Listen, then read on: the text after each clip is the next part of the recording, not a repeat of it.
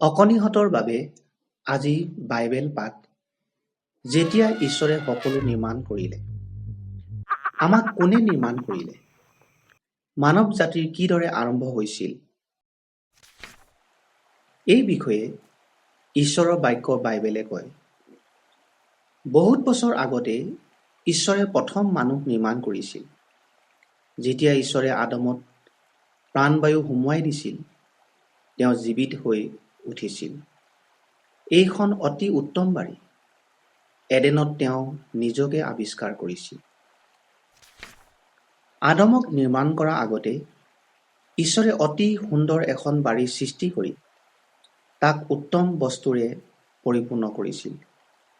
ক্ৰমে ক্ৰমে ঈশ্বৰে পাহাৰীয়া ঠাইবোৰ আৰু বিশাল মহাকাশ, সুগন্ধিযুক্ত ফুল আৰু ওখ ওখ বৃক্ষ, উজ্জ্বল পক্ষী চৰাইবোৰ আৰু উৰি ফুৰা মৌ-মাখি, বৃহৎ আকাৰৰ তিমি মাছ আৰু লেহুকা পিছল শামুকবোৰ সৃষ্টি কৰিছিল।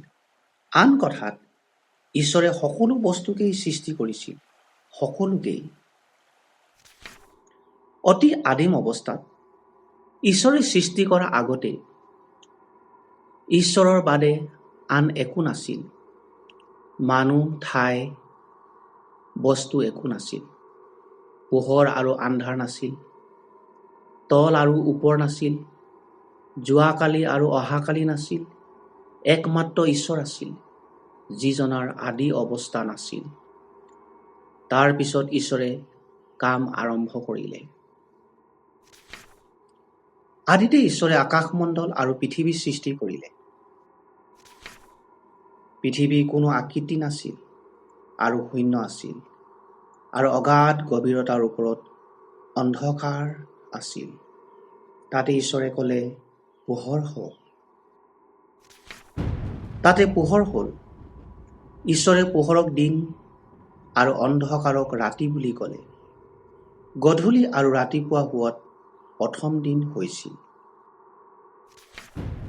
দ্বিতীয় দিনাখন ঈশ্বৰে স্বৰ্গৰ তলত থকা মহাসাগৰ, সাগৰ, হ্ৰদ আদি জলসমূহক স্থাপন কৰিলে।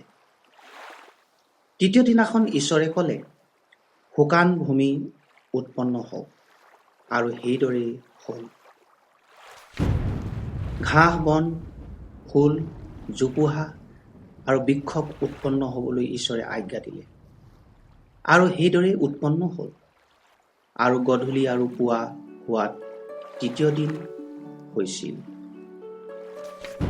তাৰ পিছত ঈশ্বৰে সূৰ্য, চন্দ্ৰ আৰু অগণন তৰাবোৰ সৃষ্টি কৰিল।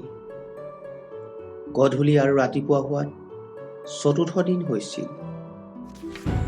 সামুদ্ৰিক জন্তুবোৰ আৰু মাছ আৰু চৰাইবোৰ ঈশ্বৰৰ পিছৰ তালিকাখনত অন্তৰ্ভুক্ত আছিল।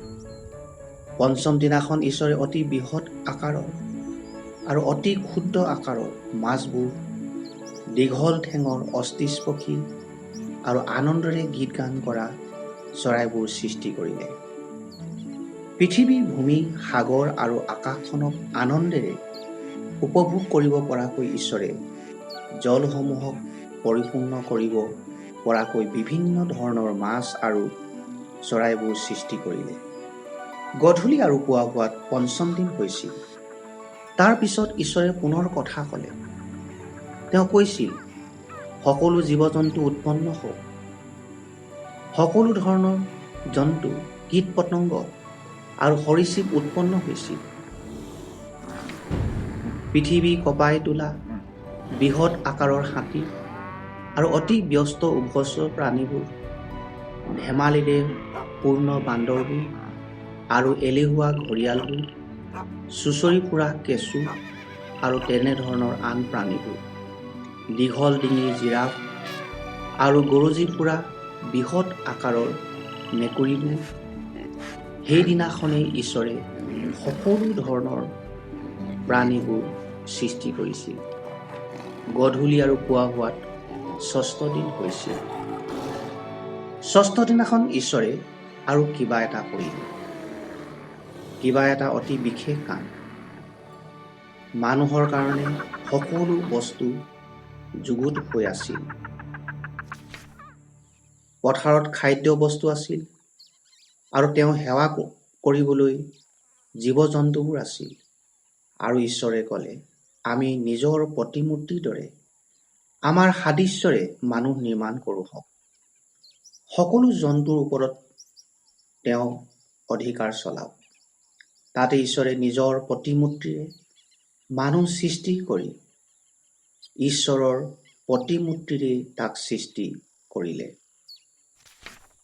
ঈশ্বৰে আদমক ক'লে, তুমি বাৰীৰ সকলো বৃক্ষৰ ফল স্বচ্ছন্দে খাব পাৰা, কিন্তু ভাল বেয়া জ্ঞান দুয়োটা বৃক্ষৰ ফল হ'লে নাখাবা, কিয়নো যিদিনাই তাক খাবা সেইদিনাই তুমি অৱশ্যে মৰিবা। আৰু প্ৰভু ঈশ্বৰে ক'লে, মানুহ অকলে থকা ভাল নহয়, মই তাৰ নিমিত্তে তাৰ এক উপযুক্ত সহকাৰী নিৰ্মাণ কৰিম। ঈশ্বৰে সকলোবোৰ চৰাই আৰু বনৰীয়া জন্তুবোৰ আদমৰ ওচৰলৈ আনিলে। আদমে সেই সকলোবোৰৰ নাম থলে। এনেদৰে কৰিবলৈ তেওঁ নিশ্চয় বৰ বুদ্ধিমান আছিল। কিন্তু সকলো চৰাই আৰু বনৰীয়া জন্তুবোৰৰ মাজত আদমৰ কাৰণে উপযুক্ত সহকাৰী নাছিল। ঈশ্বৰে আদমৰ ওপৰলৈ অতি গভীৰ টোপনি আনিলে। টোপনিত থকা মানুহজনৰ কামি হাড় এডাল উলিয়াই ঈশ্বৰে আদমৰ কামি হাড়ৰ পৰা এজনী স্ত্ৰী নিৰ্মাণ কৰিলে। ঈশ্বৰে নিৰ্মাণ কৰা স্ত্ৰীগৰাকী আদমৰ বাবে উপযুক্ত সহকাৰী আছিল। 6 দিনত ঈশ্বৰে সকলো নিৰ্মাণ কৰিলে। পাছে ঈশ্বৰে 7ম দিনক আশীৰ্বাদ কৰিলে আৰু সেই দিনটোক বিশ্ৰাম দিন কৰিলে। ঈশ্বৰৰ বাধ্য হৈ আদম আৰু তেওঁৰ ভাৰ্যা এডেন বাৰীত বৰ সুখেৰে আছিল। ঈশ্বৰ তেওঁলোকৰ প্ৰভু, তেওঁলোকৰ যোগান দিওঁতা আৰু তেওঁলোকৰ বন্ধু আছিল। আমেন। তোমাৰ বাক্য প্ৰকাশে দীপ্তি দিয়ে। গীতমালা 119 অধ্যায় 130 পদ। বাইবেলৰ এই কাহিনীটিয়ে আমাক আমাৰ আচাৰ্যজনক ঈশ্বৰৰ বিষয়ে কয়, যিজনাই আমাক নিৰ্মাণ কৰিলে আৰু যিজনাই আমি তেওঁৰ বিষয়ে জনাটো বাঞ্ছা কৰে। ঈশ্বৰে জানে যে আমি বেয়া কাম কৰিলো, যাক তেওঁ পাপ বুলি আখ্যাই দিছে। পাপৰ শাস্তি হৈছে মৃত্যু। কিন্তু ঈশ্বৰে আমাক ইমান প্ৰেম কৰে যে তেওঁ নিজৰ একমাত্ৰ পুত্ৰ যীশুক পঠাই দিছিল, যাতে তেওঁ তোমাৰ পাপৰ কাৰণে শাস্তি পাই ক্ৰুচত মৃত্যুবৰণ কৰে। তাৰ পিছত যীশু জীৱিত হ'ল আৰু তেওঁ ঘৰ স্বৰ্গলৈ গ'ল। তুমি যদি যীশুক বিশ্বাস কৰা আৰু তোমাৰ পাপবোৰ ক্ষমা কৰিবলৈ কোৱা, তেতিয়া তেওঁ নিশ্চয় কৰিব। তেওঁ এতিয়াই আহি তোমাক নিবাস কৰিব আৰু তুমি চিৰকাল তেওঁৰ লগত নিবাস কৰিবা। তুমি যদি এই সত্যতাত বিশ্বাস কৰা, তেতিয়া ঈশ্বৰক এইদৰে কোৱা, প্ৰিয় যীশু, মই বিশ্বাস কৰোঁ যে আপুনি ঈশ্বৰ। মোৰ পাপৰ কাৰণে মৃত্যুবৰণ কৰিবলৈ আপুনি মানুহ ৰূপ ধাৰণ কৰিলে আৰু এতিয়া আপুনি আকৌ জীৱিত। মোৰ জীৱনলৈ আহক আৰু মোৰ পাপবোৰ ক্ষমা কৰক, যাতে এতিয়াই মই নতুন জীৱন পাব পাৰোঁ আৰু এদিন চিৰদিনৰ কাৰণে আপোনাৰ লগত থাকিবলৈ আপোনাৰ ওচৰলৈ যাব পাৰোঁ। আপোনাৰ বাধ্য হৈ আপোনাৰ সন্তানৰ দৰে আপোনাৰ কাৰণে জীয়াই থাকিবলৈ মোক সহায় কৰক। আমেন। যেতিয়া ঈশ্বৰে সকলো নিৰ্মাণ কৰিলে, ঈশ্বৰৰ বাক্য বাইবেলত এই কাহিনীটি পোৱা যায়। আদি পুস্তক 1 আৰু 2 অধ্যায়ত। লিখক এডৱাৰ্ড হক্স। যোগাযোগৰ বাবে www.bibleforchildren.org